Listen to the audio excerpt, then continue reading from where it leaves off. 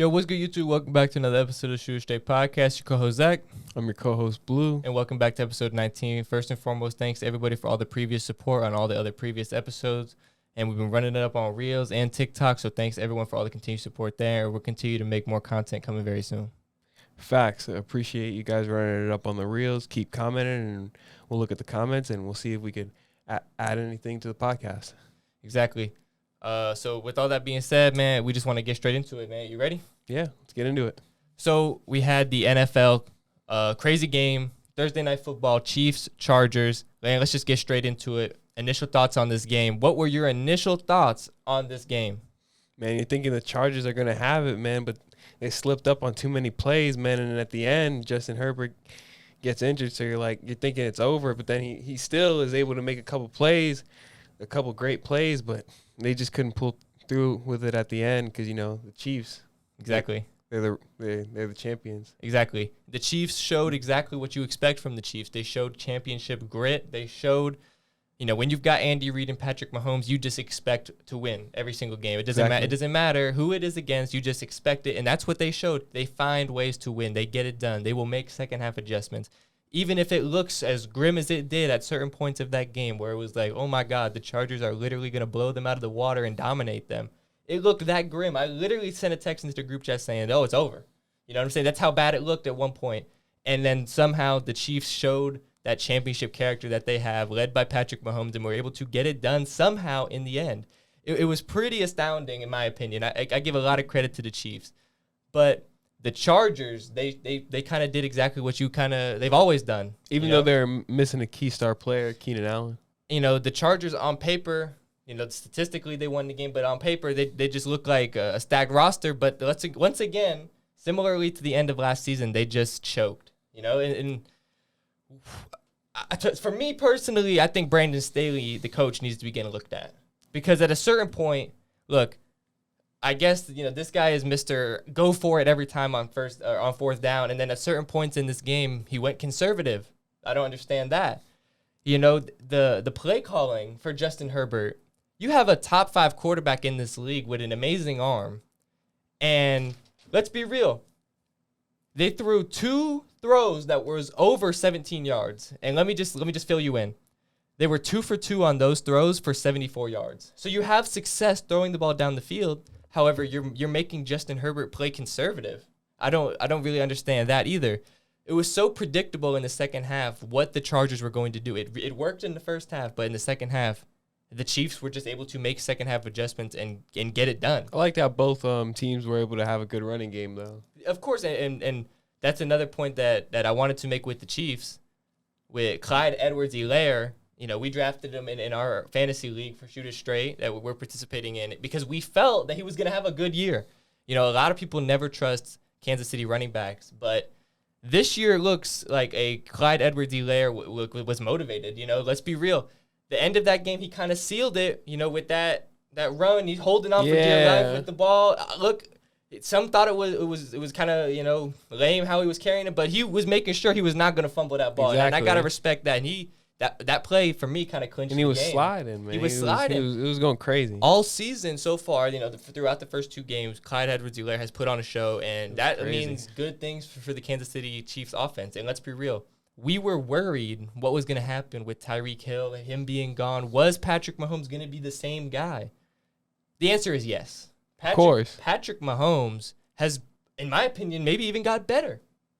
He has been able to spread the ball out to everybody. I mean, let's be real. Nobody expected Watson to catch that touchdown. I mean, he's thrown the ball to 11 different receivers through 2 games. His patience, he's been getting the check down involved. He's not just going for the deep ball. Everyone thinks Patrick Mahomes is all arm strength and he's all flashiness, and we still see that, but I think we see a more methodical Patrick Mahomes, and I think that is something I have to get sidearm. That sidearm throw was nice, man. Yeah. Those are the kind of the plays that you expect Patrick Mahomes to make. But the check down throw and those little plays that you have to make as a quarterback to extend drives and that are going to win you the game, those are the plays that Patrick Mahomes is making through 2 games. And that's why the Chiefs have been as dominant as they have been. I know you're ready to get on the Chargers coach, though, because of that interception that happened. Well, let's be real. We all saw it at the game. Gerald Everett had a great game. And it's almost kind of unfortunate that he was the one that's getting caught up in this play because Gerald Everett had a great game for the Chargers. He had such a great game that he had those 2 plays where back-to-back throws to him. He gets, I think, 37 yards, and he's begging Brandon Staley to sub him out. So the tight end, man, you're big, so you can't really be. He can't be moving exactly moving like that. Look, he doesn't have the endurance for that. He's begging for a sub. For some reason, Brandon Staley feels the need to go hurry up, and then Justin Herbert makes a miscommunication with them because Gerald Everett is fatigued. He can't really make the right route. The Chiefs. They snub the route, and then they take it all the way back for the touchdown. And that's what sealed the game. That was a very key moment, yeah. That was the game. I mean, it was a very tight game. But there was other plays where the Chargers messed up, including the onside kick that they could have grabbed. But look, you're not. I don't think you're ever going to rely on an onside no, kick. Of course not. You look at this play right there. This is a 14-point swing. I mean, instead of the Chargers getting 7, the Chiefs get 7. You know what I'm saying? That's literally a 14-point swing the wrong way for the Chargers. That literally decided the game. But those are the plays that the Chiefs somehow find a way to make. You know what I'm saying? Look, Brandon Staley definitely has to be looked at, but let's not, it was a dominant first half game plan, but the Chargers made no second half adjustments, and I think they just assumed Andy Reid would make no adjustments, which was ridiculous of them to assume. You know what I'm saying? Look, anytime the Chargers, they win, if an NFL team wins the time of possession by 7 minutes, they get 6 more first downs, and they get 100 more pass yards, you would expect that team to win every single time. But the Chargers didn't. This is what the Chargers do. They find a way to blow it. Then that's my biggest takeaway. But you think they'll be able to fix that and be able to change throughout the season? Look, I think they'll start clutching it when they need to. I have to have faith that the Chargers eventually will figure out how to win games. You know what I mean? They'll figure out how to win games. You know, consistently. Exactly. Right now, this is still kind of a young team led by Justin Herbert. Eventually, they're gonna have to figure it out. Maybe they might have to figure it out by getting a new coach. You know, if Brandon Staley continues to fail with this team, and let's just say the Chargers continue to underperform, and this season, you know, they'll probably make the playoffs, but let's just say they go out in the first round or something like that. I think Brandon Staley has to be getting looked at and potentially be getting fired because of things and boneheaded moves like this. You know what I mean? I mean, I think he has to be getting looked at. Look, Andy Reid made decisions that won the Chiefs the game, and Brandon Staley made decisions that made the Chargers lose the game. That's you know what I mean? Facts. That's the facts. And that's why, for me personally. But you got to give it to Andy Reid, though. He's a classic coach. Of course. And I think it was impressive that he, with the statistic, he's now 100 games over 500 as a coach. I mean, that's legendary. That's legendary. But, look, have you learned more about the Chiefs or the Chargers after this game? Which one are you looking forward to saying, I've learned more about this team? This is what they're going to be going forward? It honestly looks like I've learned more about the Chargers because I see that the potential that they have. Mm-hmm. We always knew that the Chiefs had it in them to get stuff done like this, but the Chargers, we never really knew, but it looks like they could have the potential to be a great team and beat the Chiefs throughout the season soon. I could next season. I could definitely agree with that. Throughout the years, I would say. There's definitely a lot of things you can take away from this Chargers performance and be like, look, there's so many positives. Now, and a lot of these positives are going to get undermined by the fact that they somehow managed to lose this game. But there was a lot of positives. You know, in that first half, they pretty much stifled Patrick Mahomes in that offense. That was, you know, let's be real, right now on the Kansas City Chiefs, you don't know who to guard. They're throwing it to everybody and anybody. They're about to pick somebody out of the crowd next game to get, you know what I mean? Mahomes is throwing it to anybody. So, you know, you got to give the Chargers some credit. But for me personally, I've learned more about the Chiefs. Without Tyreek Hill, everybody thought the Chiefs were done. They counted them out. And myself kind of included. I kind of knew that they had it in them, though, because it was Patrick Mahomes. But after these 2 games, and especially after this game, the Chiefs are going to be okay. Patrick Mahomes has the patience. He's not just going to throw it down the field. He's going to actually be methodical. He will give you – he'll take the 5-yard throws, and he'll also go deep. He can do it all. He can extend plays. This is a different Patrick Mahomes that we've seen through 2 games, and it's just beautiful to watch. You know what I'm saying? Like, Patrick Mahomes has put on a show, and, I think he could be potentially a front runner for the MVP. Next, we got to see if the Dolphins win and see if Tyreek Hill was the addition that they needed. Yeah, we're gonna continue to. It's I think the whole season it's always gonna be comparing how good Mahomes does without Tyreek Hill and how good Tyreek Hill does without Mahomes. I'm the Dolphins, man. And so it's far, crazy. And so far, the Chiefs have just kept on going with like Tyreek Hill was never there anyway. You know what I mean? They have just continued to dominate. So, I am super, super impressed with the Chiefs after this game. You know what I mean? But for any Chargers fans out there, I think that you still have a very, very good opportunity to beat this team, again. I think these two teams are neck and neck. Facts. You know what I'm saying? And that's almost maybe the biggest takeaway is that these two teams in this whole AFC West division is going to be so crazy, just like we knew. We said it in one of our most viewed videos on the channel was the AFC West predictions. We got a lot of Raider fans and a lot of AFC West fans in general who watch the pod. And the biggest takeaway from this game for any of them watching is that this division is crazy. You know what I mean? And this is the start of something great. You know what I mean? I can't wait to see the Chiefs play the Raiders. Can't wait to see, I just can't wait to see all these teams continue to battle. You know what I mean? It's just going to be great. Are you ready to get in our next week's pick or this week's picks? I'm ready. So, continuing off of last week, we got our week 2 pick'em. Let's be real. Last week we didn't do too bad. I don't think. We definitely had some wrong. Look, my greatest pick last week was the Vikings pick. I knew that was. There were some upsets though. But I knew the Vikings were going to beat Green Bay. Green Bay. Look, there's a lot of issues with Green Bay, but we'll get into that probably. Based on our picks for this week. So, week 2 NFL pick'em. You ready? Pats versus Steelers. I'm taking the Steelers. I'm taking the Pats. Panthers versus Giants. Taking the Panthers. I'm taking the Panthers. Jets versus Browns. I'm taking the Browns. I'm taking the Browns.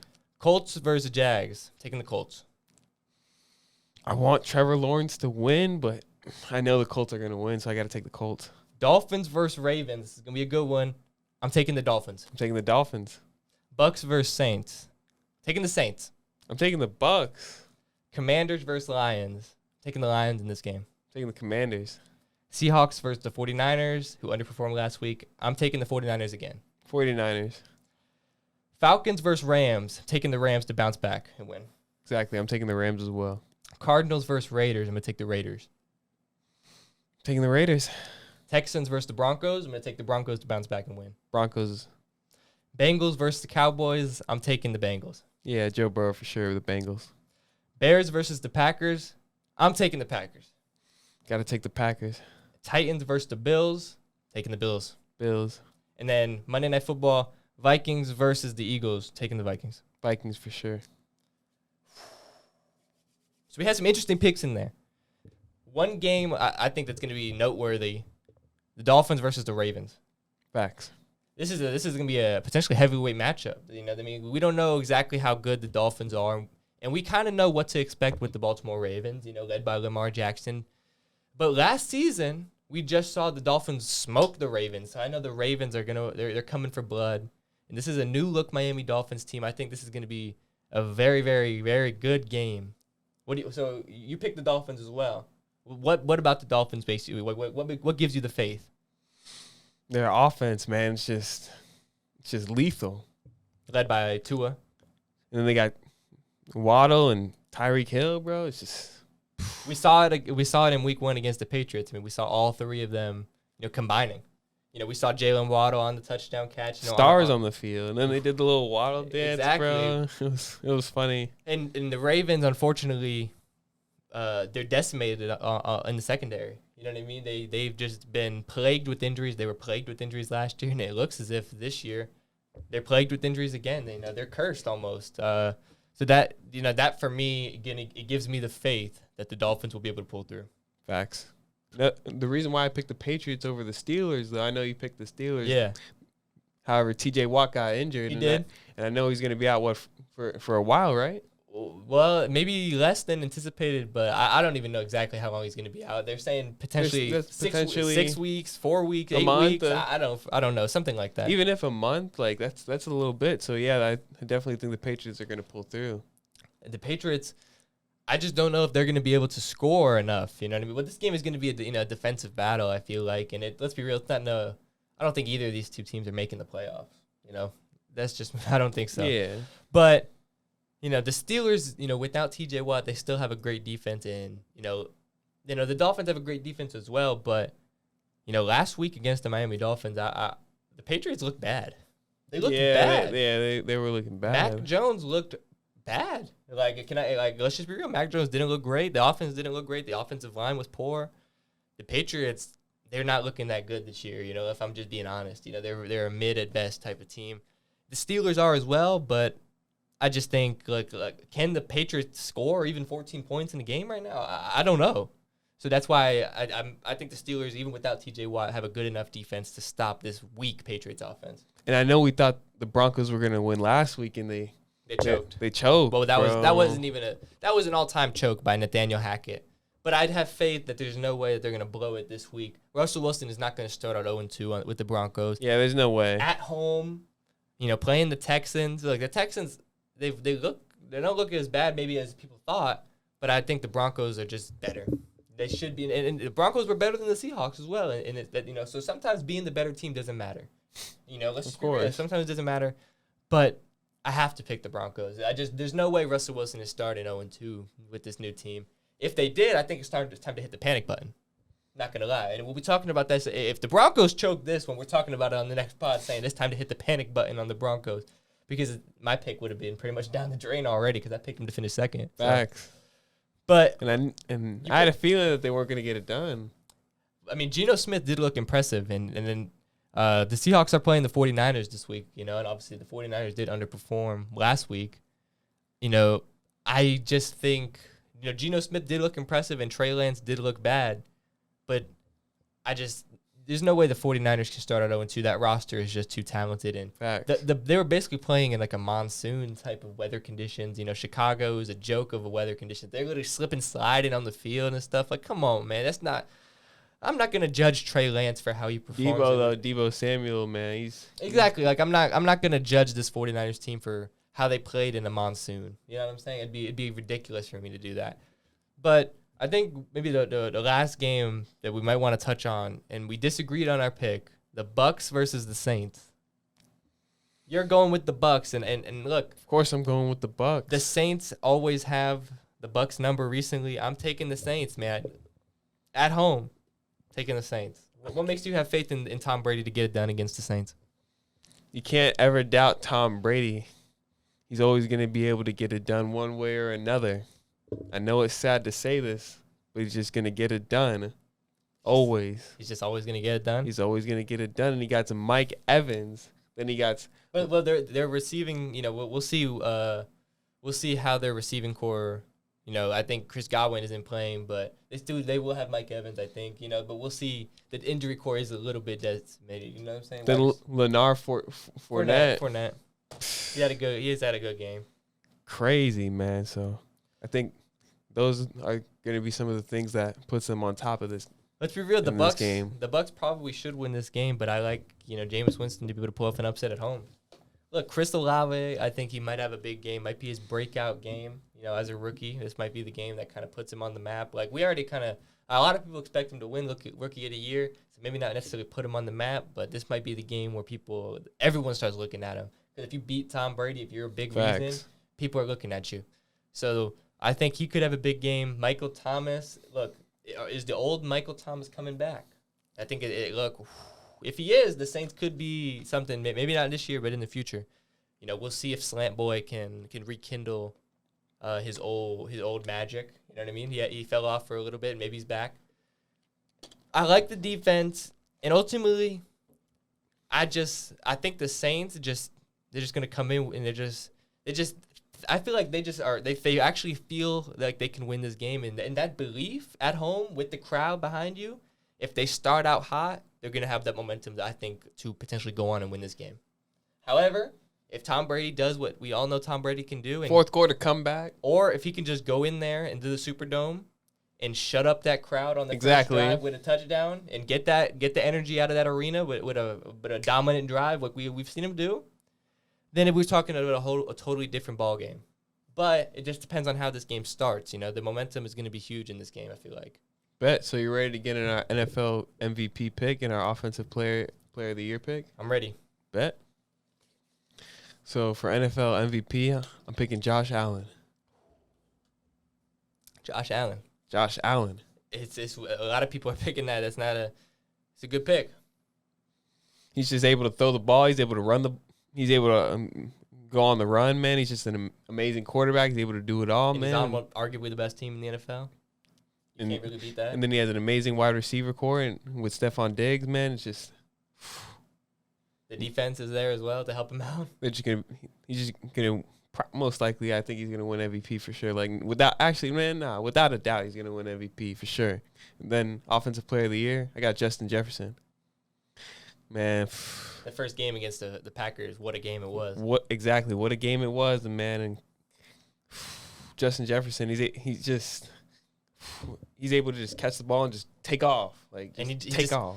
The thing about Justin Jefferson is he just finds ways to get open. It's actually amazing. Everyone knows where the ball is going, and somehow he's always wide open. And then once he catches the ball, man, he just takes off. He's dominant. Man. He's just so good. So good. So I think he's gonna score many touchdowns, and he's gonna help the Vikings out a lot this year, man. Yeah. Those are my picks. Well, I'm excited to hear yours. For NFL MVP, and I said this, I hinted at it earlier in the podcast, if you caught it. I think that the NFL MVP this year will be Patrick Mahomes. I think we saw exactly why he will win it against the Chargers. Look, let's be real. The NFL MVP is so much about the storyline that you have and the narrative. And first of all, you obviously have to be in a great team, which he is. The narrative around Patrick Mahomes is what we were talking about earlier. Can he do it without Tyreek Hill? Right now he is, being 2-0, putting up the numbers that he's putting up, beating the Chargers, who many people expected to be the best team in this division. Look, the narrative is there for Patrick Mahomes, and the performance is there. And I would say, based on what I've been seeing from Patrick Mahomes, he's a more well-rounded quarterback, and he's, in my opinion, even better than he was. So this guy is just so dominant. He's doing it in so many different ways. I think the Chiefs are going to be a great team, obviously, this year. And I think with the narrative around them and when they potentially might push to win this division, if that's the case, it's going to be hard to not give Patrick Mahomes the MVP. It's a good pick. Because he's proven it without Tyreek Hill, which everyone thought, oh, can he do it without him? Well, the answer is yes, like I said earlier. And for offensive player of the year, we saw him dominate on week 1. Like you said, I'm gonna have to agree with you. Justin Jefferson is just looking too dominant. I mean, how could I not pick Justin Jefferson based on what I've seen? I would have picked this preseason. I would have picked it now. I'll pick it 6 weeks down the line. I'm always going to be picking Justin Jefferson for this award because he's just looking too dominant. He finds ways to get open. Kirk Cousins wants to throw him the ball. He's the main target. Kirk Cousins, he's not the best. And yeah, exactly. But he's not the worst by any means. And Justin Jefferson, he's not playing the toughest schedule either. He gets 4 games against the Lions and the Bears, so he's gonna have a good chance to. He's dominated the Packers too. So let's throw in the Packers. He's gonna play the Packers again too. He has another 5 games where it looks like he's gonna just dominate. You know what I'm saying? Because I think he's just gonna dominate within this division, and I'm going to be surprised if somebody is able to pretty much successfully stop Justin Jefferson this year the way he looks. You know what I'm saying? I don't what DB is stopping him right now. I don't know. It's going to take something special. For sure. I mean, it's going to take something special. Real special. Facts. So you ready to get into Lamar Jackson? For sure. We kind of talked about this a little bit last episode where we said where he might go. Well, 1 week later, here we are, and there's a rumored list that Lamar Jackson has said, these are the teams that I'll go to. It's a 3-team list. The list is Miami Dolphins, Detroit Lions, and the Philadelphia Eagles. So if you're Lamar Jackson, which of these 3 teams would you pick? Miami Dolphins, without a doubt. You got to pick the Miami Dolphins with Tyreek Hill and Jalen Waddle, man. It's just that offense would be crazy. It'd be crazy. And it's the hometown hero, you know what I mean, around the Miami area. I also heard that he might have a chance to go to the Bucks. If Brady left. Brady left. Maybe. But, I mean, you might have that might be something that happens in the works, but let's be real. If this is what he's looking at, this is what he's looking at, you know? Definitely not going to the Lions. There's no opportunity there. You would think, but it's surprising that they're even on the list. I think that's the biggest shock. Why are the maybe because they'll have good draft picks, get him a good wide receiving core. But why? I don't understand the appeal of ever wanting to go voluntarily to the Detroit Lions, you know. But they haven't been a winning franchise for ever. He said ever. No, there's no sense. There's ever. They've never been a winning franchise. They never won consecutively. Is what you're saying? Never won anything. They never won nothing. They've never. So let's be real. I think that's kind of just in there just to be in there. I don't think he's ever realistically picking that. And the Eagles would be a good fit for Lamar Jackson. You know, let's be real. I think that would be a good fit, but I don't think he's going there. If I'm Lamar Jackson, I'm going to the Miami Dolphins. I agree. Facts. Why would you not want to go to the Miami Dolphins? You know, it's kind of where you're from. It's your area. But then besides that, I mean, you're going to be going from Baltimore. You had no weapons. In Miami, you got all the weapons.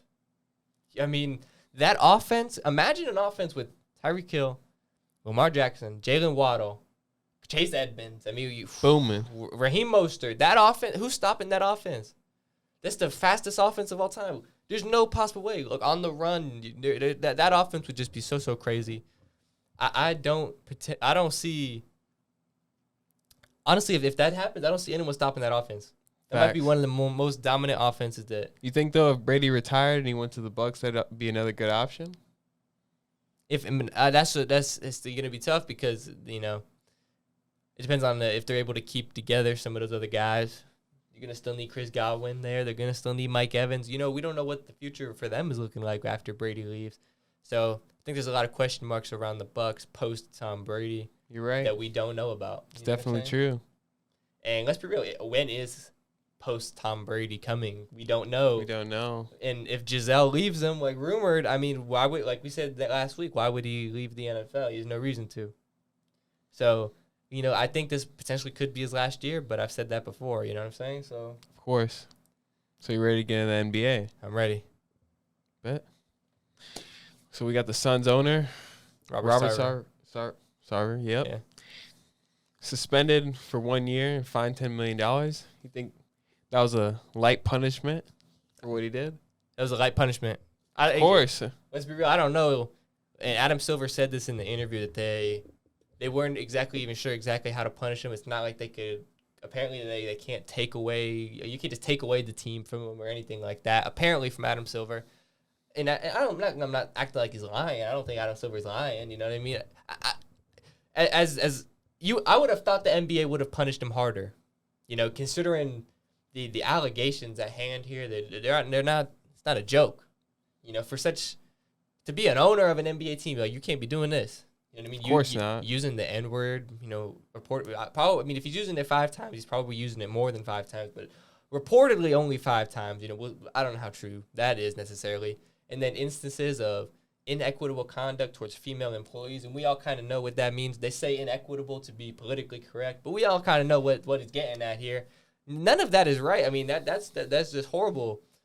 I don't know. In my opinion, I think that, and I agree with what LeBron said. I think the team should be taken away from him. But if Adam Silver is what he's saying is true, that you can't possibly do that, then I think if you could suspend him for 1 year, maybe you could suspend him for 2 years or something. If you're suspended from the team for 2 years, why are you even an owner at that point? I think it would be kind of forced into selling it. I don't know if that was an option. Like, I don't know exactly where Adam Silver could have been fined more. But even a fine, I think when you're an NBA when you're an NBA owner, bro, a fine and maybe brought more criminal charges against him. But if you're bringing criminal charges against them, then that's like you should be selling the team at that point. You know that's what I'm saying. But the NBA they can't bring criminal charges. It's the NBA. It's not the NBA, but I'm saying like they should like go to the police about this, something like that. But like, unless he's like actually like let's say he's actually doing something like towards the female employee. But if he's just saying stuff, I don't think that's like illegal per se. It's just like not proper workplace conduct. You know what I'm saying? So that's kind of where it is. Like, it's not illegal to say the N word. Yeah, but we don't know. Said. Yeah, but we should. They should probably not. We should, but they should probably investigate it more and see what else he's done. I agree, and I'm not. I don't think this guy's a good person in any way, shape, or form. So if they did do a criminal investigation on him, I wouldn't be surprised if they did find something. But in terms of what the NBA could have done, I wish I kind of knew. I wish Adam Silver like kind of laid it out what the other punishment kind of options were. I guess, but I would just think maybe if you can suspend him for 1 year, suspend him for 2, suspend him for 3. I don't know exactly what you could have done, but I do think whatever he could have done, it should have been harder. Because this is, and I agree with what people are saying.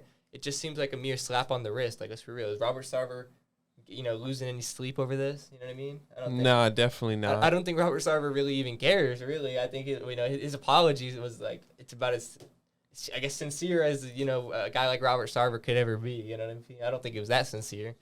You know what I'm saying? Of course. What do you think? Again, I think his apology was fake and that he should have got punished harder. But again, Adam Silver didn't really lay out what else he could have done. And and he was saying like a lot of people would just want him to be out of the league and take the team away. But I guess the one thing he did say was that he couldn't do that. And a lot of people are still kind of confused as to why. You would think that the commissioner would be kind of able to. If he's able, the commissioner is there to serve the owner. So if the other owners want Robert Sarver out, I think that the commissioner should have the power to be able to do that. If the actions, you should be allowed to expel an owner.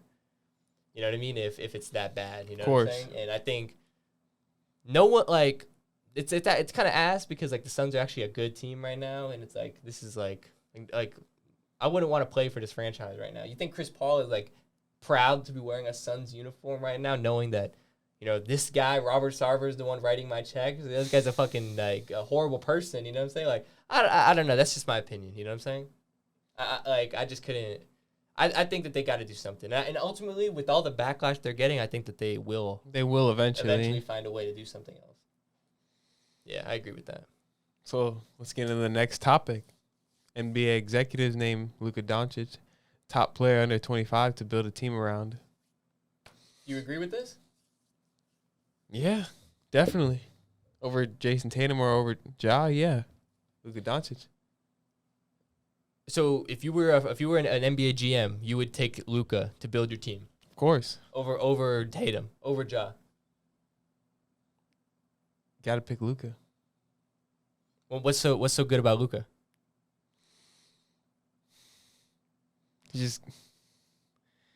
I think he's going to be the number one player pretty soon after LeBron retires. The new LeBron? He's going to be the number one player in the NBA. Not necessarily the new LeBron because LeBron is LeBron, but I think he's going to be the number one player in the NBA for sure. For many years to come, like LeBron? I don't know about many years to come, man, with all this talent that's in the NBA now and this upcoming talent that we may not necessarily even know about. Yeah. So I don't think it's going to be like that anymore. I don't think it's going to be like a LeBron or Jordan and one person just dominating like for many, many years. I think it's going to switch throughout the years. It's an interesting take, actually, because there's so many good guys now that how could there possibly just be one clear cut? Exactly. And then again, like there's so many good guys now, and then the players that are up and coming, bro, like we don't even know about. That's interesting. But you could say right now that there's so many good guys, but there's a clear cut in LeBron. Kevin Durant's great. Giannis is great. But it's LeBron. Yeah, but LeBron's LeBron, and he's been LeBron though for a long time. I know I said his name 3 times, but he's been he's been the GOAT forever. Mm-hmm. So I think it's just carried over to now. But then once he's gone, it's not gonna be like that ever. It's not gonna be like that ever, man. Interesting. But if I'm an NBA executive and you give me any player under 25 to build a team around, I'm taking Luka as well. You have to take Luka. What we've seen from Luka is just crazy. he hasn't always had the team around him, and he's always been able to take the team to new heights. If he had a team around him, man, he could have won a championship by now. He could have went to the finals. He could have beat Stephen Curry and went to the finals, and it would have been crazy. But he hasn't always had that team around him. But we've always seen one thing, and that his performance is going to be consistent. You know what I mean? We saw it.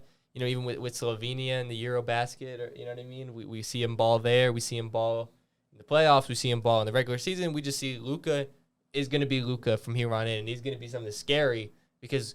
I just wonder what he's adding to his bag for this year, because it seems as if Luka's always adding something new to his bag, and he's always getting a little bit better. And he doesn't blow you away with his athleticism or anything like that. He just finds a way to score. Of course. He just gets the job done. He's look, Tatum and Ja are great, but I think we just saw Tatum shrink a little bit in the moment in the NBA Finals. Is that really the guy you want to lead your franchise? Definitely not. And then Ja. You know, I love Ja. He's a great player. But the thing with Ja and I've said this before on the podcast, the thing with Ja is I think not necessarily that he's injury prone, but I think that the way he plays aids himself to be more likely to get injured than a guy like Luka. Man, let's be real, Ja. He just likes to go in the paint. He likes to be like LeBron. He wants to be like a LeBron, the way he drives into the paint like a freight train. But he doesn't have that body of LeBron. He doesn't have that. He's a guard. You know, he's you don't know how many hits can this guy really take like that in the paint. You know what I'm saying? Like that's the thing with Ja. You know, I hope that we get to see Ja for many, many years to come. Of course. But I think Ja, we're going to see him change his play style. Yeah, his game will develop. But until we see that, how could I possibly pick him over Luka, whose game is already developed in every way, shape, or form? So out of these three, you have to pick Luka, you know? And I think it's a no-brainer. No doubt. So let's get into the next topic. We got Russell Westbrook potentially coming off the bench. The Lakers coach is strongly considering it. Yeah. What do you think about this? I think that this is the best move that the Lakers could possibly make. If they are unable to get rid of Russell Westbrook via trade, what it seems as if they're unable to do so, taking him off, putting him on the bench and letting him come off the bench is the best possible move they could have done. I could definitely agree. Let's be real. You have LeBron and AD running the show on that main first rotation, and then when you're ready to get rid of one of them or potentially sub them both out, you have Russell Westbrook come in here and let him be the main ball handler. And as washed as he may be, I trust him to be able to get the job done with the second stringers. You know what I mean? He's better than a lot of second stringers. So if you you're like, look, you let him be the starter, and when he's going up against Jrue Holiday and other great defenders. It's going to be tough for him. Not looking good. But Russell Westbrook against some bum that's the second stringer, the seventh guy up off the bench for the Kings. I can trust Russell Westbrook to beat that guy. But I can't trust him to beat Jrue Holiday consistently. You know what I'm saying? You're doing the Kings dirty. But let's just be real, bro. Russell Westbrook, even at this time and place, he can smoke the seventh stringer for the Kings. You know yeah, no, without a doubt. So if you let him come off the bench, look, I'm not saying he's going to be a world beater, but I think that he'll be better than he is now, and the spotlight will be taken off of him because he'll be coming off the bench. The media might actually start giving him some praise, because if he can embrace this role and the Lakers can start to win some games because of it, the media perception of Russell Westbrook might start to change. Let's be real. This might be the best news Lakers fans could have possibly heard, in my opinion. I can definitely agree, man, with Russell Westbrook getting off the starting five and then being on the bench, and then him coming off the bench, fresh off the bench, man. I think it's a great move. It's a great move. And then Lakers, they re-signed Dennis Schroeder. Exactly, and we saw him. I think he's a pretty phenomenal player. He's a solid player. We saw him ball just like in the Eurobasket. Not against Luka per se, but he was playing for Germany, and he just scored 30 points on Spain. He was playing against Juanacho Hernan-Gomez. Bo Cruz was playing against him. Who we talked about on the pod before. Exactly. So, we saw Dennis Schroeder. I think he still has something in the tank. And I don't know exactly what the Lakers' plans are exactly, especially around the guard position. They got Westbrook, they got Schroeder, and they got Patrick Beverley now. Exactly how is that going to work? I don't know. Westbrook reportedly, but now coming off the bench, I don't know exactly how it's all going to work.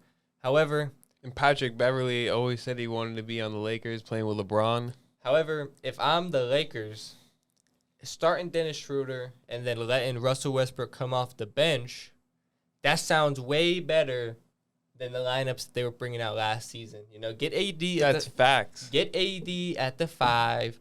Get Dennis Schroeder in the starting lineup. Let LeBron be LeBron like he was last year. LeBron putting up 30 points per game for I think only the second time in his whole career, which is incredible. Then Russ coming off the bench. That will look. Are the Lakers going to be a championship contender because of this move? I'm not gonna act like that's the case. However, are they going to be in the better playoffs? team? Oh yeah, for sure they're going to be a better team and pushing for the playoff. And I think they'll maybe even a comfortable playoff team. You know what I'm saying? As long as they're in the playoffs, it's better than they were last year. They got to at least make the playoffs, and I trust Darvin Ham. And it looks as if Darvin Ham actually got a pair of balls. Darvin Ham got a set of balls more than Frank Vogel. And I think this, if this is what he's doing, and he's telling Russ of all people to get to the freaking bench, this is the guy I trust to lead the Lakers. Facts. You know what I mean? I think maybe not this season, but next season, if LeBron and AD are healthy. With Darvin Ham, I think this season he's going to prove himself. Next season, Lakers might be contenders again. Facts, I can definitely agree. So you ready to switch it from sports and let's shoot it straight into music and culture? I'm ready. Bet. So we got EST Gee dropping his new album, I Never Felt None. Bangers on there, bro. Bangers. So what was the initial thoughts on the project after listening? The first thing I thought, I listened to that Jack Harlow song, and I couldn't believe that Jack Harlow, he slapped on a song, did way better on the feature for EST Gee song than he did on his own album. Jack Harlow and EST Gee have good chemistry together, and let's be real, all the songs that they've made have been bangers. And this song right here with the Cole Bennett music video was fire. Everything about the song was fire. It might be my favorite song off the tape. I think that there was some bangers. But that song in particular, and then, there was some, the Future song. Let's be real. The feature list, there wasn't much on there. Besides Future and Jack Harlow. It looked weak. I'm not gonna lie, when I first saw it, I was like, Machine Gun Kelly? Why is Machine Gun Kelly on there? And my expectations for the album kind of went down when I first saw it. But then I actually listened to it. And although the feature, it might have not seemed as good as it was based on the track list, but when you actually listen to the music, Jack Harlow came through, gave a banger verse. Future did exactly what you expect Future to do. And even Machine Gun Kelly gave a good verse. I was just like what? I couldn't even believe my ears when I first heard it. So I don't know what exactly EST Gee does in the studio, but he's able to get the best out of all these artists. And I think that this project cements EST Gee in the game if he wasn't already cemented. Facts. Cemented as a real, competitor. You know what I'm saying? He's up there. He's really up there now. Is he one of the best in his label? See him, On CMG? Do we have to have that conversation after listening to this album? I think it's going to be like a QC type thing where Migos they're just too good? No, like Migos, how they were at the top and then they not necessarily fell off, but they're still up there. Mm-hmm. It's gonna be like that with Moneybagg Yo. He's at the top and then he's just gonna be up there, but then EST Gee is gonna rise him? And then overtake him. He's gonna be the hottest artist on the label. On fire. Yeah, my initial thoughts on the album was that it was better than I expected. And I expected it to be good. Not saying I wasn't, but it was even better than I expected. And the producers, the beats were good. It was exactly what you expect from an EST Gee album. You know what I'm saying? And I think the only thing, even though, like I said, these features were good, the next one, I would just hope has the next kind of, he moves up a notch. I hope to see. I hope to see another Jack Harlow song, but I hope to see some other features. I was gonna say I definitely think he'll have more features on it. He just wanted to have less features just to show everyone that he's able to do it on his own. And I think it worked because this project definitely cemented him in the game, like I said. Facts. So swiftly moving forward on one guy who just cemented himself in the game and is somebody who's a bona fide legend in the game. Metro Boomin announces his new album, Heroes and Villains, dropping November 4th. Let's be real. an early version of the track list, we saw features such as potentially The Weeknd, Rihanna, Don Toliver, Brent Faiyaz, Sway Lee, James Blake, A$AP Rocky, and I'm sure there's going to be plenty more like Travis Scott and others, Gunna. So let's just be real. What are your expectations for this album? It's definitely gonna be fire, man. It's Metro Boomin, bro. He just. I remember when he dropped No Heroes, like Wear Capes. and just incredible, bro. So what he does, man, just making the beats and just producing and all that, bro. It's just he's a legend, and it's gonna be another classic. Exactly. Oh, so you're giving it a classic. Definitely. I agree. I think that Metro Boomin's new album, Heroes and Villains, is it's almost guaranteed to be a classic.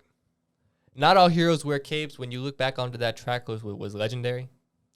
And, we've seen some of the hinted features on here, and I don't even think that this is scratching the surface of what could else be on here. I think we've got almost Travis Scott guaranteed to be on there and a few others. If it's anything like Not All Heroes Wear Capes. Potentially 21 Savage. Exactly. We know that's going to be the case. So if it's anything like Not All Heroes Wear Capes, it's going to be a classic, and I think it's going to be even better. I can agree. I think Metro Boomin is really put in, he's really trying to show off, he's put off his best work. Exactly. He's been working on this album for so long now, and I don't want to be, correct me, I don't think it's necessarily a tribute album for his mom, but it's his first album that he's made since the passing of his mother, which is so unfortunate to see. So I know that he wants this album to be special, and I know it will be. He's been so silent on social media. I just know that this album is going to be a classic. It's just almost guaranteed. Facts. Ready to get to the next topic? We got Rich Homie Quan. He drops a new song, Risk Takers.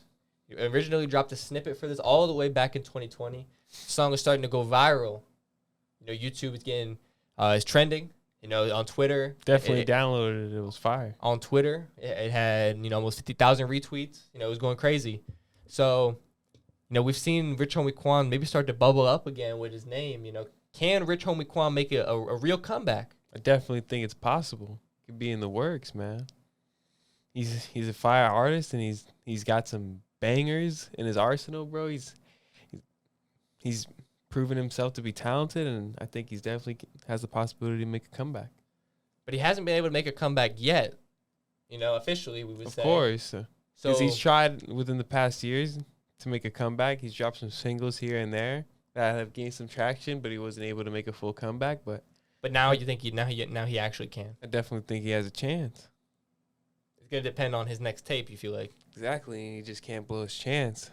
And speaking of him blowing his chance, I would have to agree with that. This is Rich Homie Quan's last chance for a comeback, in my opinion. Look, everyone kind of always associates his name with Young Thug. Right now, Young Thug is kind of, we know what he's doing. So Rich Homie Quan now has a chance to kind of not take his spot, but replace him in the game. I think Rich Homie Quan his name is starting to bubble up again. He's dropping a song real consistently. We saw the one song, Still Sinning, had, millions of views. So now, this is, the next song that is also going viral. I think, look, when's the last time Rich Homie Quan dropped back-to-back songs that was going as crazy as this? I think it's been a long time. So this is Rich Homie Quan's, I think, last chance. And these two singles, I know that they're going to be on whatever tape is coming next. So right now he's 2 for 2 on the tape. If the rest of the tape is anything like this, he's going to make a comeback. Definitely. It depends on what features are going to be on there. I definitely think Rich Homie, although the 2 singles that he has dropped have been no features, he's going to need some features on there. And I think even though he kind of has, quote unquote, fallen off, he can still pull some good features. Of course. So I think Rich Homie has a good chance of, being able to get the good features that you're going to need to be able to make a comeback. And if that's the case, I think he's making the comeback. Facts. So we got Drake for the next topic. This is Anthony Fantano on Instagram. What do you think of this? I'm not going to lie. This is one of Drake's biggest L's. how I don't know why Drake is wasting his time responding to Anthony Fantano. Exactly. You know, Anthony Fantano got a DM from Drake, and then he made a parody video about the DM. You know, because it was literally just a random, unexpected DM from Drake. And why would Drake just randomly message Anthony Fantano? I don't know. But then he makes a troll video about it, and then Drake leaks his own DMs with Anthony Fantano, calling his existence a light one, and the one is because he's alive. And I know he's just joking, I guess, to a certain extent. But, like, I don't know. For somebody as big as Drake, like, I don't understand why he's wasting his time with this. It's kind of lame, in my opinion. And I love Drake. I just don't understand, like, I understand you, like, it's not even like Anthony Fantano, like, when he was faking the messages with Drake, like, it was doing something bad.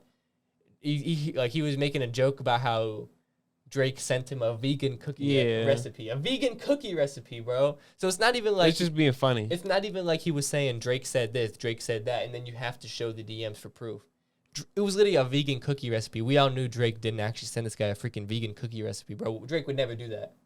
So, like, we literally knew he was trolling, and then Drake decided to post the DMs anyway, and it kind of just looks lame to me because the DMs are so serious, and then Anthony Fantano is literally laughing and joking about it. Like, he's not really taking it as serious because Anthony Fantano is literally just joking around. Because that's the type of person he is. Though. And he's just kind of trolling, and then Drake took it to heart. And for me, I just wouldn't have expected Drake to do this. You know what I'm saying? Fact. It's kind of like, to me, it's an L for Drake. Not going to lie.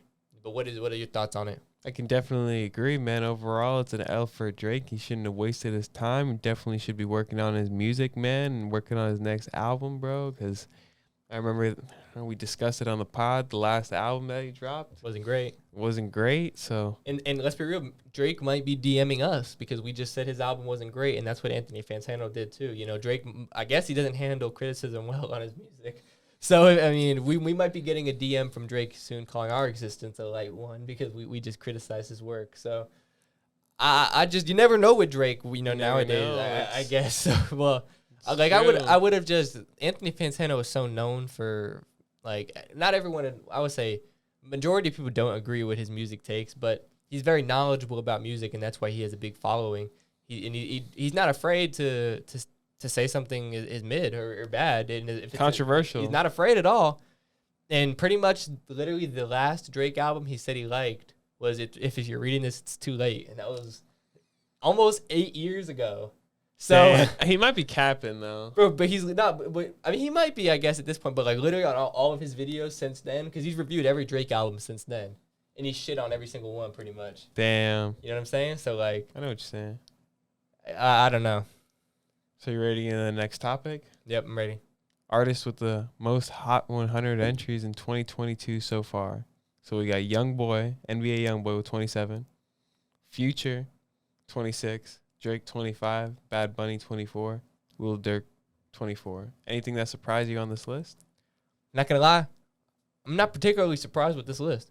You know, honestly, it's I'm not a little bit surprised Youngboy doesn't have a little bit more. You know, considering how much he's dropped. Of course. But I'm not surprised that he's number one. Honestly, I would have just expected him to have a little bit more. Because he just drops the most. Exactly. So I'm not really surprised that Youngboy is number one. I haven't really, like, I'm kind of surprised that the only thing I would be surprised is that Bad Bunny's not number up one? there. Yeah, it's just because he probably hasn't dropped as many songs. But the albums, the songs that he has dropped, they've all pretty much charted. Exactly. So it's one of those things. If Bad Bunny wants to be number one on this list, all he has to do is drop more songs. If he literally he's 3 away from Youngboy. If Bad Bunny drops 4 random songs, literally he could drop a song. Bad Bunny could drop a song of like half the song, like it's a toilet beat. It's like flushing the toilet. I don't know about flushing the toilet. Flushing the toilet beat and Bad Bunny singing on it, bro, is gonna make the Hot 100, bro. That's how easy it is for Bad Bunny to make the Hot 100. You know what I'm saying? Like it's that easy. So like Bad Bunny, if he wants to be number one on this list, he'll be number one on this list. But you could say the same thing for Drake and Future. You know what I'm saying? Is there anyone that you think should have been on this list? Should have took someone's spot? I would say, for me personally, and this person probably hasn't dropped as much or anything like that, you know, but we saw it in 2020. You know, Uzi could be on this list if you know what I mean, if he wanted to be. You know, he was number Over Lil Durk? I don't know. Lil He- Durk's he- been he- on the charts. You don't think Uzi could drop 24 Hot 100 entry songs? Yeah, that's true. But Yeah. he's not. But he's just not. He's just not as popping right now, but is that because he's not dropping as much? But like, look, I'm not gonna lie, you haven't necessarily heard. You know, I feel like this year, you know, besides Honestly Nevermind, which kind of flopped, you haven't heard Drake's name as much this year. So the fact that Facts. he's still number 3 on this list is It's kind kind of of crazy. crazy. Drake is just like, sometimes you don't even know. Like, It's just what, Drake though. What are his? I wonder what Drake's like. What are his Hot 100 entries this year? I don't exactly know which 25 songs that deep. Like 25 Drake songs dropped this year. Like I didn't really even think that was the case. Remember, it was the #1 dance album. Yeah, but like, did 25 songs really drop on that album? No, I don't. No. Remember that. That's what I'm saying. So like, where are these songs coming from? But I mean, I'm not gonna lie. This is not particularly. You're acting like it's magic. Like, where are these songs coming from? No, but I'm just. But look, that's besides the point. Literally, when you look at this list, this is who you expect to see. Facts. I don't think there's no surprises. Again, I think the only surprise for me was if Bad Bunny could have been higher. could have for been you. higher, Yeah, without a doubt. for sure. I agree with that. But let's get into the next topic with Nav. Only selling 62K. And that's even more. When the initial projections dropped, he was expected to drop. It was 50, but then it went up to 62. That's an upset, man. We really thought like It was a banger. It was a banger, and it was gonna sell at least 100. man, and it didn't even hit triple digits. I don't know. But do you think that this number takes away from the quality of the work at all? Definitely not. The quality of the work is still there. Demons Protected by Angels is a great album. It's just It didn't get the respect it deserved on the charge. because it's Nav. He just has that low key like type of vibe. Yeah, and if we're being honest, you know, that Nav has sold over 100K, but that was when, you know, they changed the sales and how it worked. You know what I'm Facts. saying? They changed exactly. It almost made it harder for you to get a big number. However, do you think the label XO could have helped push more sales? Yeah, probably. And let's be real. If Nav wanted to get the higher sales, let's be real. His number one thing he could have done, put the Drake song on there. Damn, that's true. You know, let's be real. If Nav, and I don't think Nav particularly cared about the sales for this album. Nah, Let's be real. Definitely not. When you're going on interviews saying, well, you always care about the sales. of course, but some when perspective. but when you're going on interviews saying that I left the Drake song in here because I care so much about the quality of the work. Look, if you really care about the sales, you're putting the Drake song on there no matter what. You're doing the DJ Khaled. Of course. I mean, we all know DJ Khaled is literally saying whatever Drake likes, I like. Nav is the exact opposite. He's saying if it's not up to what I think we could make, I'm not going to drop it. You know what I mean? So he cares about the quality of the work more than the sales. And I got to respect that because not a lot of people think like that anymore. They want to, you know, chase the bag and they want to get, you know, the features first and maybe they'd rather put a bad song that has a fire feature than a good song with nobody. You know what I'm saying? Just for the sales. And Nav, he did the exact opposite. And Nav makes good songs by himself, but a Nav song by himself is. There was some crazy features on there though as well, man. But you had Gunna, man. You had Travis, Don Toliver, Uzi twice. But Drake himself is probably adding 20K to this. You know what I'm saying? But so it wouldn't even be hitting triple digits. But Drake. But 82K would be probably thinking about it a lot differently than 62K. 62K, that's facts. 82K is pretty damn close to 100. Would be like it's pretty good. You know what I'm saying? Like 62 is like damn. it's like pretty far away from kind of what you're looking for. You know What what we I'm saying? even projected. What? What we even thought. Oh no, yeah, I wasn't even thinking. I was thinking, you know, 90, 80, 90, 100K, like anywhere between that range. I wasn't thinking it was gonna hit 62K. You know what I'm saying? So I'm a little bit shocked in that sense, especially given the features, like we said. I think it's a little surprising, but you know, I'm glad that Nav he doesn't really care too much about that. You know what I'm saying? Facts. He's gonna continue to, you know, hopefully put out, you know, more albums. And let's be real. We said it before he dropped this project. He took too long to drop. So he's dropped a banger album. Can he close the gap between the next time he drops and keep this hype going around him a little bit more? That's what Nav has to do. You know what I'm saying? I definitely can see it. You can see it He's definitely gonna drop a single soon. and keep it going. Keep it going for sure. Yeah, I think his management is smart, and I think they're gonna be able to figure that out.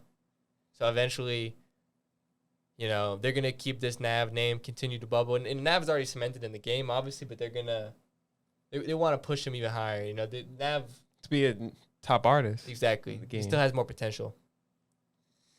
So you ready to get into culture? Yep, I'm ready. We got Illinois, and then basically passing the purge Mhm. laws. What are your initial thoughts? I'm not gonna lie. I saw the video. I thought it was crazy. I couldn't believe it. Like, I was kind of shocked. Like, Same. honestly, when I first was watching the video, I had no words. How I didn't even know how you possibly react to this. Like, you were listening to the same thing I was. You know, when you're hearing these things come out of this guy's mouth, what are you thinking? Gotta move. ASAP. Gotta move. Like, there's no option. Exactly. So, like, you do you think, like, Unless, like, you're, like, a criminal. so, like, you just think all the criminals are going to go to Illinois? Exactly. And it's going to be, Chicago's going to be 100 times worse than it already is. But how is it even possible? How could it get any worse? Exactly. It's just going to be bodies on the street, and it's going to be horrible. So do you think that there's any way to rectify this or anything they could do? We got to get rid of this law. So they're basically saying that, like, they're just going to let second degree murder, like, just slide. And they'll be able to get out on bail. And Yeah. nah, man, this is crazy, bro. This is just insane. It's just ridiculous. So would you ever visit Illinois once this law goes in? Someone would have to give me a lot of money. So let's just say a tour guy calls us and says, "Yo, we're trying to book you in Illinois. Are we sliding?" For free? Like, they probably, like, maybe not paying us that much, but they're paying us something. We'll say something. $1,000. What if Lil Durk hits us up for the interview? Just out of nowhere, Lil Durk hits us up for the interview. Says you got to come to Chicago. But we'd be protected by Dirk, so I wouldn't care then. You think Dirk's gonna let us die? Unless Dirk dies, don't even gonna say that. But, like, you know what I'm saying? Like, Dirk ain't gonna let nothing happen. Young boy Quando, let's just come backstage for the show. Whoa, we was just with Dirk. No, I'm saying though, or the other way around. No, if I was with Young Boy, I wouldn't slide, bro. But, like, What do you mean you wouldn't slide? But why would I go to Chicago with Young Boy? So no, I'm saying, what if you had the opportunity? With Young Boy? Exactly. Why would you do that? It's literally like asking, like, literally, bro. If let's just, like, first of all, I don't even know how I would get to be, like, with Young Boy. But let's just say hypothetically, I was with Young Boy. Exactly, hypothetically. Of all places to go with Young Boy, you're telling me I would have to go to Chicago? Yep. That's the dumbest shit I ever heard. What if he said it had to be done, and he wanted to do the interview, and he hasn't done it, bro? You know he hasn't done an interview for a minute. But he wouldn't want to do no interview in Chicago. What if he did? Well, we're not doing it because, bro, you know, literally every op that exists is gonna slide on Young Boy. Hell no. Hell yeah, bro. Secret location. There is no secret location, bro. It's Illinois, bro. They sliding on everything. With the purge laws into effect. They sliding, bro, just to slide, bro. They don't even gonna know it's Young Boy. They just gonna slide. They just sliding on anybody. Like this, like, oh, a random school teacher down the street, we gotta slide. A 5-year-old, we gotta slide. 5-year-old. Like, bro, they sliding on everything, bro. Come on, bro. You ain't had to say a 5-year-old. But they sliding, though. That's what I'm saying. I know what you said. But they, like, that's what I'm saying, bro. Literally in Illinois, bro, they sliding on everything, bro. You're crazy. I mean, when you get the purge laws, bro, why wouldn't you? Yeah, man. All that's crazy, bro. That's what I'm saying. So you ready to get into the next topic? Yeah. We got Kanye. He says bye-bye to his Gap deal. Terminated it. And he literally, in the interview with CNBC, said, I'm not going to take advice from people broker than me. Let's be real. This is the smartest move Kanye could have done. Gap? But not. I don't know about saying that, though. No, I agree. That statement was definitely not the smartest move. Nah, it was the smartest move you could have made. Because let's be real, Kanye going to speak the facts. Kanye is always going to speak the facts. And why? Let's be real, why would you take financial advice from somebody broker than you? Why would you do that? It's a good point. Because they've done research. There ain't no reason, bro. If you could do all the research in the world, but if you never actually have money, you're not gonna know. You're not ever going to understand. What if they're What if they donate? Research can only get you so far. What if they donate and they're humble? But then you had money, so you have money, so you understand. But people like Gap do not have more money than Ye. Oh, definitely not. Exactly. So then why would he? What about a financial advisor? No, none of them understand money more than Ye. just a financial advisor. Nah. Nah. Nah. So Ye doesn't need a financial advisor. Nah. No, That's what he's saying. I definitely think Kanye needs some type of financial advisor. Look, let's just be real. But the point is, he's dealing with billions. This deal and terminating it was a good move for Kanye. Let's be real. I don't know why Kanye is over here trying to waste his time doing Yeezy Gap. Bro. Nobody gives a fuck about Gap. You know what I'm saying? Let's just be real. Right. He was trying to make shirts for cheap. I know what he was trying to do, but he could still do that without being with Gap. You know can't. Yeah, of course you can. Explain. Kanye can change. You know, let's be real. Kanye is always gonna have Yeezy be somewhat kind of. He's gonna have the expensive pieces, but he's gonna create a cheap line. He can create a cheaper line, a more cost efficient line, because he's trying to bring the prices down because he wants Yeezy to be a more brand that's attainable for everybody. Because that's ultimately like being like Jordans and you got your cheaper Jordans and then you got your more expensive ones. Because you want it to be literally hitting every target audience. You want people that are essentially broke to be able to get some kind of Yeezy, but then you want there to be Yeezy items that are more expensive. That you wouldn't say he's gonna sell it in Walmart. Be like Shaq. No, I don't think he's gonna go like that. But that's because that's Walmart. You know, I don't think he's going to. I don't think he's gonna really do it like that per se. I don't think he's going there. I think he's gonna. Exactly. I think he's just gonna open like Yeezy stores. You know what I mean? That's what he's trying to do. He's not like he's just not. Why would he sell it in a Walmart? He doesn't want to do that. That's the whole point of him terminating this Gap. Exactly. Deal and stuff like that. So that's what I'm saying. He's not doing that. Yeah. I'm the one that's saying exactly. Exactly. That's exactly what I'm trying to say. No, but I mean though, like he's not gonna go like the like. Well, I'm saying like the cheapest. Like you know what I'm saying. He's not gonna make his items all of his items incredibly cheap. That's what I just said. But I'm saying like. He's gonna open his own Yeezy store, and then in the store, there's probably gonna be some $20 shirts. But and that's what they were supposed to do. But then there's also you can get a $20 shirt, and obviously the $20 shirt ain't gonna look as good. That's part of the reason why I terminated the Gap deal because he was supposed to get his own stores. But he's not gonna make it a shitty version of Yeezy either. You know what I'm saying? Because let's be real, sometimes you're gonna make the prices cheap or whatever. It's gonna lower the quality per se of the brand. Kanye, he's smart. He's not going to do that. He's going to make it more attainable, but then he's going to have the pieces that are still astronomically high to keep it, differentiated between the two. And obviously, people are going to, be wanting to get the more expensive, highly sought after pieces. You know what I'm saying? For sure. But then the average everyday person he's also going to capitalize on that by selling some $20 shirts. And that's smart because. Who would there's a lot of people who would just walk Yeezy, but it's not. He doesn't even hit that target audience, and Kanye's trying to make the most money possible. So I think he's just starting to make some good moves for himself. You know what I'm saying? I don't understand. I never understood why he was trying to work with other companies. Just do your own thing. You know what I'm saying? That's my advice for Kanye, and I'm glad he's finally doing it. Just do your own thing, yay. You know what I'm saying? Just do your own thing. Yeah, I know what you're saying. Just do your own thing, and then I'm glad that's what he's finally doing. If I hear he does another contract with somebody, it's just going to be a disaster. So I hope to not hear it. You know what I'm saying? You never know. No. He could link up with the right people. No. No? No. Kanye, he's not. I don't think he's going to have a good deal. You know what I'm saying? He just needs to do it himself from now on.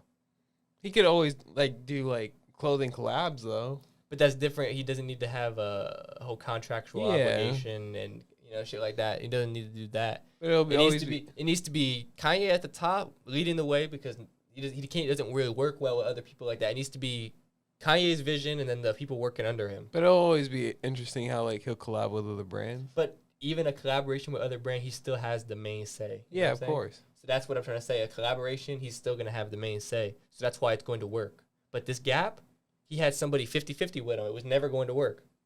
It was never going to work because Gap wanted to do it their way. He wanted to do it his way. And neither of them wanted to budge. It's true. You know what I'm saying? And that's literally, they're both stubborn. You know what I'm saying? And it took too long for this to happen. Facts. So Well, I think we can both agree though that it was a good move that Kanye left, and you ready to get into the next topic? mm-hmm. Let's shoot it straight into Warzone. Warzone 2. Streamers got to play it early. We got Nick Merckx winning the first game. We got to saw J God give his comments about it. Mm-hmm. Let's hear what you got to say. It's not looking good. My initial thoughts are that the game is not looking good. I mean, let's just be real. The game is not looking good. Like, what do you mean it's not looking good? Look, we saw it. The buy station aspect is looking terrible. You know, the whole... You can only get one UAV at each buy station. That's what I'm saying. What even is that? And it's not like one team can get one UAV. No. There's only one UAV at the buy station. And then, you know, you have to buy loadout guns, and it's so freaking expensive. That's it, you know. So it's relying on ground loot, but then we saw it. The ground loot looked trash, and then even the shooting mechanics didn't look right. None of the new mechanics look right. They got rid of gonna be different. Movement. They got rid of movement. No more slide canceling. They made UAVs pretty much ineffective, even if you were lucky enough to get because one. Because there's AIs on the map. So there's bots on the map now, which people are really upset about. And, you know, the reason why they say they added the bots, though, is... My bad. Yeah, the reason why they say they added the bots, though, is because, like, they wanted to make the casuals feel better that they get kills. But they're trying to cater to the casuals with an AI bot. That doesn't make any sense. So I don't really understand what they're trying to get at with that. You know, I think that I agree with what in the lower skill players. But I agree with what J God was saying, that they just need to get rid of that. You know what I'm saying? That's ridiculous. It's facts. And you know, I think that eventually they're gonna have to figure out some possible way to make the guns more attainable, because the same way that the buy stations you can only get one, or a UAV, you can only get the gun one time. So let's just say you saved up all your money, you finally get to the buy station. Oh, somebody already got your gun. You ain't getting it. And there are some good aspects, but we'll get into that. So. You know, and you're not even really going to be able to get your loadout guns to level them up that often. So I don't know how that's going to work. There's no perks. The movement didn't look that great. You know, I think it just honestly, like, there wasn't that many good things per se. You know what I'm saying? There were some good things. Like, you're able to go in water now and... Yeah? What else? Not die. What else? Can you name another good thing? The map was looking pretty nice, although it's not Rebirth and it's like what we play usually, like that fast paced. But the map was looking pretty nice. All right, so you got the map, and then you got the fact that you can swim in water. But then the gameplay itself, me and you, which both is part of the map, water. Me and you both know the gameplay itself is looking tragic.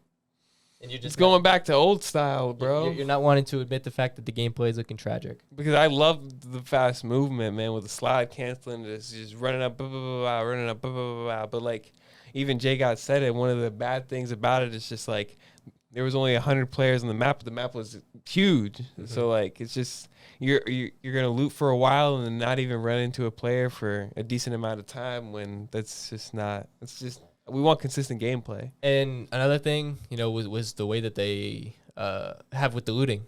You know, the way you get weapons out of the inventory, chest, and the inventory and everything like that. The inventory is literally like it's really, really, really bad. Like it's really, really, really bad. And it's not even like, you know, currently you can just kind of run over ammo. You know, you have to kind of sit there, pick up the ammo, and then let's just say, like I was saying earlier, let's just say you're lucky enough to get your loadout guns.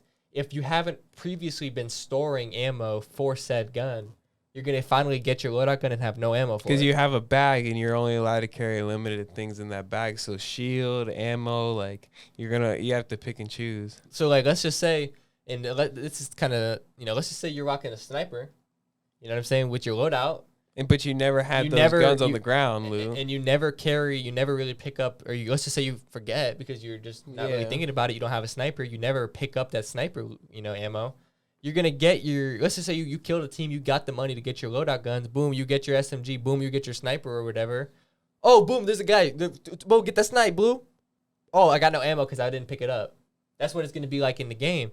So, you know, they're going to have to figure that out. I think that is just like J God said in the video, it seems like it's just kind of criticism and it's just like complaining about the game, you know, and I'm glad Warzone 2, and we've been waiting for it for a long time. But like with this amount of time and the amount of money that they have. With that, I was expecting something completely different than what I saw. Like I didn't really know what to expect per se, but then I like we saw the gameplay and I was like, This is We're what I'm definitely gonna drop in. This is what I was waiting for, though. You know Definitely what I'm saying? not. Like Definitely it's not. almost, I don't know. In my opinion, there was some good aspects, like the map and the fact that you can swim and stuff like that. But it's definitely gonna take, and it's just the beta, so I know that they're gonna listen to what the content creators are saying, Of course. and they're gonna make some changes. But like, I don't think they're gonna have enough time, to change things. Like, I don't think realistically, like, I don't think they're changing the looting system per se. I think that's gonna just be how it is, and like we're gonna have to play it, and to actually give my opinion on how it is, and if it can be any faster than what it's looked like. But if it's looking grim, if it's anything like that, what I saw from a few other, from J God's POV and a few others that we saw, if it's anything like that, it's ass. Oh, we didn't even mention spectating. They made when you're spectating your opponent, it's literally. Or you're spectating your teammate. That's what I'm saying. When you're spectating your teammate, you don't even really know what's going on for the most part. You barely can. Because there's no map. You can't see the map. And you can't see even that it's not marked that's even the teammate. Exactly. Teammates. We literally name. We literally name's gone. Like we over was watching the J God video and he was spectating somebody, and literally, I thought it was an enemy walking right in front of him. I was like, bro, why ain't he shooting him? And then I figured it out. Oh well, they don't mark the teammates, so it literally looked like an enemy, bro. So like there's gonna be some bad comms.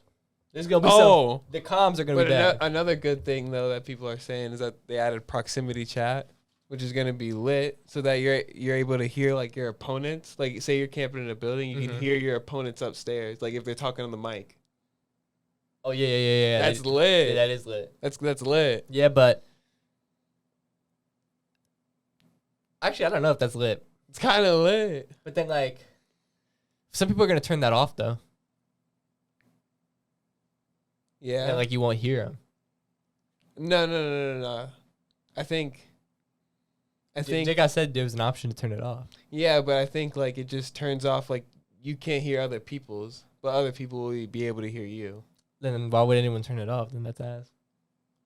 They would only turn it off so like if they like were getting bullied like through the proximity chat, like other players are bullying. Well, you're gonna have to suffer through the bullying because you're really putting yourself at a competitive disadvantage if you don't use it. Then of course. So you're gonna have to suffer through the bullying. Exactly. Those players will. So COD is no, but ultimately COD's gonna have to get rid of this because players are gonna it's literally they're gonna have to suffer through the bullying, bro, and like some players won't. They'll just disable it. You can't be telling the 13-year-olds that they have to in order that they're gonna literally be dying because they have to keep this proximity chat on, but they gonna be getting bullied. You don't remember COD lobbies back in the day? There ain't no more back in the day, bro. It's 2022, bro. It's liberal media and shit, bro. It ain't working like this, bro. Liberal media. 2006, that shit ain't working like it did in 2006, bro. There's cancel culture now. 2006. There's cancel culture, bro. You think cancel culture is gonna let the 13-year-old get bullied on fucking Warzone 2? No. Yeah. Guaranteed, no. Definitely do. Nah. Yeah. Some people will, some people won't. They're gonna have to fix that. If Activision got through this lawsuit and just slid by, bro, come on, bro. Bro, some people are gonna be tripping about it though. Yeah, but nothing's gonna happen. So they're gonna tweak it, bro. You know that they're gonna tweak it. They're gonna tweak it. They're gonna tweak it maybe to where, like, if you say like extremely harmful content, like some crazy stuff. They're gonna tweak it, bro. You know that they're gonna tweak it. You'll be able to report players. They're gonna tweak it and report it. They're gonna do shit like that. It's gonna be funny content though. Yeah. But then obviously content is always made at the expense of somebody. So yeah, there's pros and cons. Like you're gonna be going in a building, and you're just gonna be camping in there. Somebody's gonna be walking in, and just be like, the whole team's gonna be yelling like your ass, like you're trash, and like they're just gonna smoke. Like you heard them say it, and then they do it. Ass. Someone's gonna be killing themselves because of this. Nah, bro, what? Yeah. Nah, bro, nah, bro. You know someone's gonna do that because of Warzone 2, bro. The proximity chat, bro. Someone's gonna be like, fuck this shit. Let proximity chat live.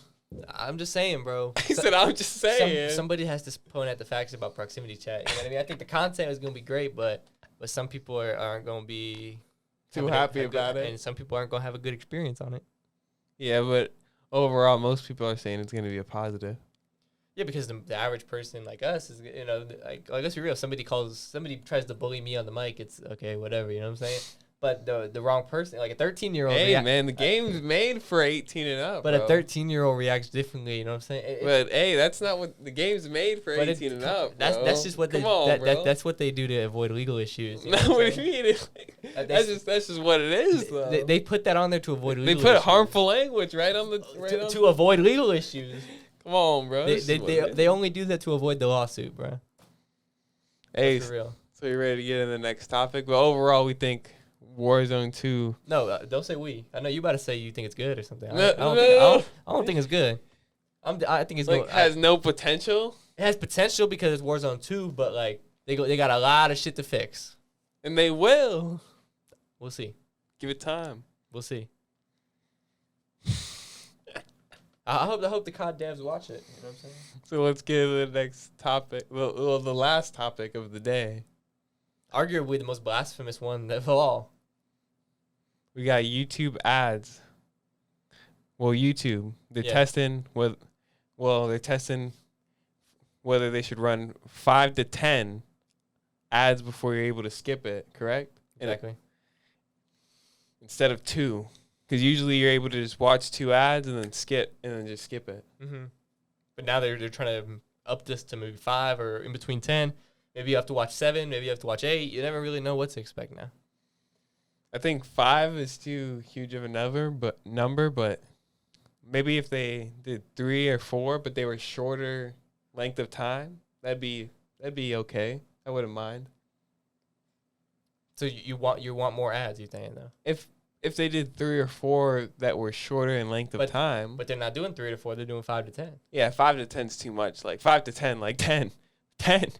One guy got 10. We saw the photo. You telling me you gotta watch 10 ads before you get to a song, your song or the next chapter in whatever you're watching? You want to hear us talk about the next segment, but you gotta watch 10 ads, bro? Yeah. That's dumb. That's just ridiculous. Let's be real. There's no way YouTube. Well, I'm not gonna say there's no way because it looks like YouTube is actually going through with this. But to me, there's no possible way that YouTube really thinks this is a good idea. Yeah, they're gonna lose money. How? Well, people are just gonna log off. Like 5 to 10. Like people. Well, you gotta understand. 5 to 10 ads. That's a lot of ads. Like that's a long time. Like you're literally gonna. But in between the time where you had to watch the ad, 5 to 10 non-skippable ads, you could have listened to a whole song. Let's just say we was listening to the EST Gee album. We could have listened to the Jack Harlow song. And then we would have had to do 5 to 10 ads. That could have been a whole song right there before we get to listen to the next song. Literally, bro, it's a whole song's worth of ads. More than that, it's a couple songs worth of ads. Well, if it's like 10. If it's like 8, 10, bro, come on, bro. That's a whole EP. That's ridiculous. That's a whole EP. I don't understand. Like I know YouTube, obviously that's gonna make a bigger bag for them or whatever. They're gonna be having so many ads or whatever, and especially for some of these artists to be dropping like short length songs. Bro, like you try to listen to the Lil Pump album. Lil Pump, who only drops like 2-minute songs. 2-minute songs. Like. But let's be real. Even for like, it's gonna affect more than music. It's gonna be all kinds of content. Of course. Like you're trying to watch a 2-hour podcast and then you're trying to watch a 2-hour thing. Let's just say there's ads in the middle of the video and stuff like that. You might be watching every single time you see one of them yellow bars that signals an ad. That could be 10 ads. Like what? There's no way YouTube is going through with it. Again, bro, like I said, if they did 3 or 4 and they just shorted the time span on the ads, that'd be that'd actually be pretty interesting. I think people would care about it at first and be like, oh my God, I got to watch 3 or 4. But then like people would forget about it. But 5, bro, people are not going to forget about 5. Hell no. They're going to be like, every single time they see 5 ads pop up, they're going to be like, bro, this is some bull. And then eventually, bro, people ain't gonna put up with it no more. That's what I'm saying. And then people are they're just gonna lose money because people are just gonna log off. They ain't gonna be on YouTube. Exactly. There is gonna this might be a move that loses. People are just gonna download Spotify to listen to their music, Apple Music, and this might lose them a lot of popularity. of course, amongst their potentially core people. Like, I understand, they're always going to test out new ways to make money and one of the best ways to make more money is having more ads on videos and stuff like that. So I understand like why they would want to try it, but like at a certain point you got to just respect the fact that you've got like how many more ads can you do? Exactly. And like you've already got too much, so you can't make your platform unwatchable just for the sake of, more money and more ad revenue and shit like that. Like, Facts. You know what I'm saying? Like that's literally throwing away everything that YouTube has been brought up on, you know what I'm saying? I know what you're saying. So I just don't think that's a good move for them. Of course. Definitely a bad move. What are you doing? Nothing. I was just checking the audio. Did it? Huh? I thought No, it's not stopped. Okay. We're good. So you ready to wrap this one up? Yeah. So, yeah, episode 19 of the Shooter Straight podcast. We got a lot of big things in the works. We were just talking before this. We got, potentially the next interview. We've been trying to line it up and trying to make it happen. So we got a couple names in mind, a couple people that we're trying to make it happen with. We're not going to name drop anything yet, but stay tuned for that on the channel. Follow us on the social media platforms. Instagram. We've been going crazy on there. TikTok. We're about to hit 300 followers on the TikTok, along with like 6K likes in total. We're building up the Twitter. We're getting the Facebook in the works.